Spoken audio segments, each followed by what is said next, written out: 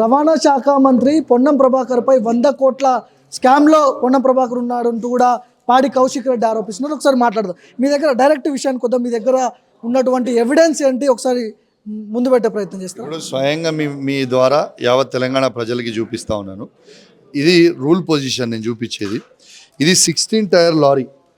ఇది వెయిటేజ్ తీసుకుపోవాల్సింది కేవలం 34 టన్స్ మాత్రమే. Okay, this is the proof, this is the act. ఇప్పుడు ఇగోండి ఆడ నుంచి వెళ్ళే లారీ, ఇగోండి ఇది ఒరిజినల్గా వాళ్ళ పర్మిట్ బిల్లు.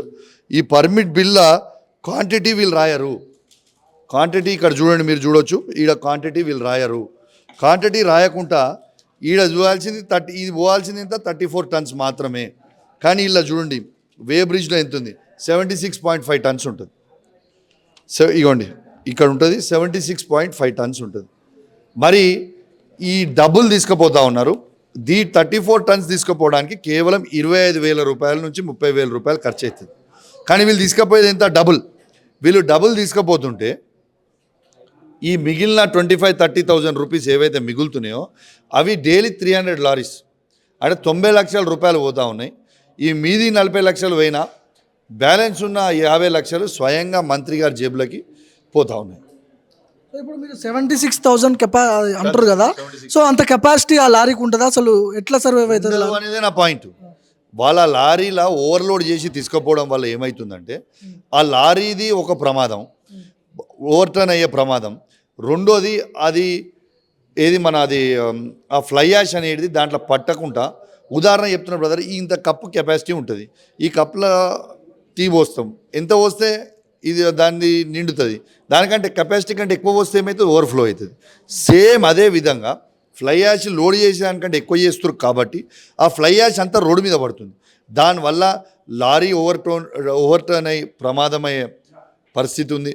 ఆ లారీ డ్రైవర్ది లైఫ్ రిస్క్, ప్లస్ ఆ రోడ్డు మీద ఉన్న ప్రజలది లైఫ్ రిస్క్, ప్లస్ రోడ్స్ పాడవుతున్నాయి, ప్లస్ ఈ ఫ్లై యాష్ రోడ్డు మీద పడడంతో బైకుల మీద పోయే వాళ్ళందరికీ కూడా ప్రమాదమయ్యే అవకాశం ఉంది. కాబట్టి ఖచ్చితంగా ఆల్రెడీ ఒక వ్యక్తి, అఖిల్ అనే వ్యక్తిది జేవాటి చనిపోయాడు నా కాన్స్టిట్యున్సీలో.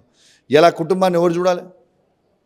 ఇట్లాంటి చాలా ప్రమాదకరమైన విషయాలు ఉన్నాయి. ఎట్టు పరిస్థితిలో మళ్ళీ దీని తర్వాత బాజాబ్తు నేనే ప్రిన్సిపల్ సెక్రటరీ గారికి నేనే ఫోన్ చేసిన, కమిషనర్ గారికి నేనే ఫోన్ చేసిన, కలెక్టర్ గారికి నేను ఫోన్ చేసిన, డీటీసీలకు ఫోన్ చేసిన, ఆర్టీఓలకు ఫోన్ చేసిన, వీళ్ళందరికీ ఫోన్ చేసినా కూడా వీళ్ళు రెస్పాండ్ కాలేదు.